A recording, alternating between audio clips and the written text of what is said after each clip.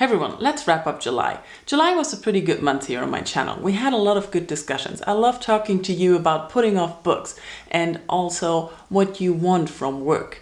It was very interesting to read that. Thank you all for sharing your ideas and stories and your thoughts, just as well as your reactions to my little arty and dramatic video about what would you do.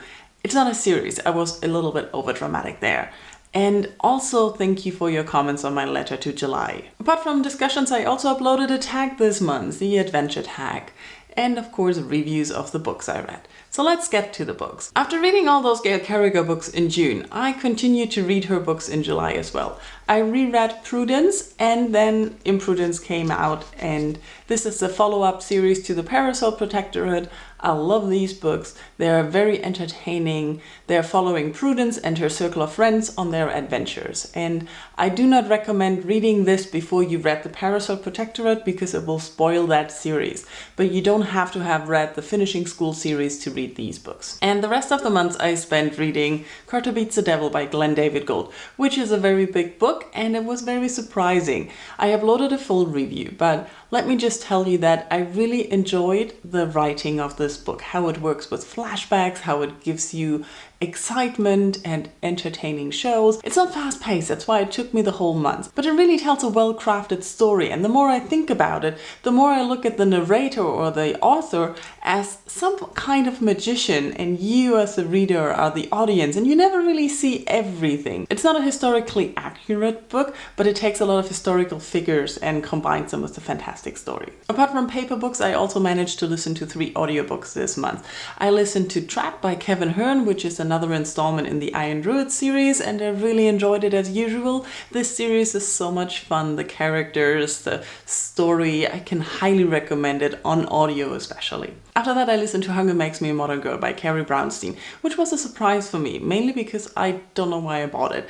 And I don't really know the author. I had never heard of this person before consciously, and it's a memoirs about the time that she spent in a girl punk band from the 90s until, I don't know, 2010, 15. Ooh, I don't know how long they were in a band, but it's about her life as a musician and being part of the girl movement and the riot girl and punk bands and all of these things going on and touring life. And I thought it was very, very interesting despite me not knowing the character. There's also a full review up for this one. And for the last audiobook I also put up a review. It's So You've Been Publicly Shamed by Jon Ronson, which I thought was amazing and important. It was very, very interesting. It gives you a lot of examples of people who have been publicly shamed.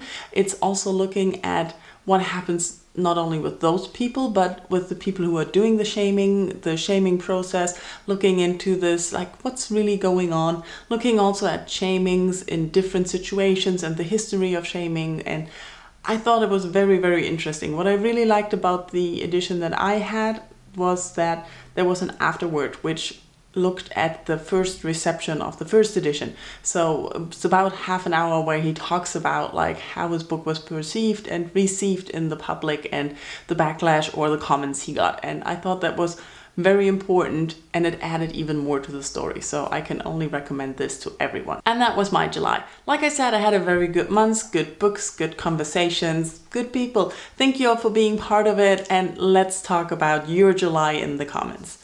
Bye-bye.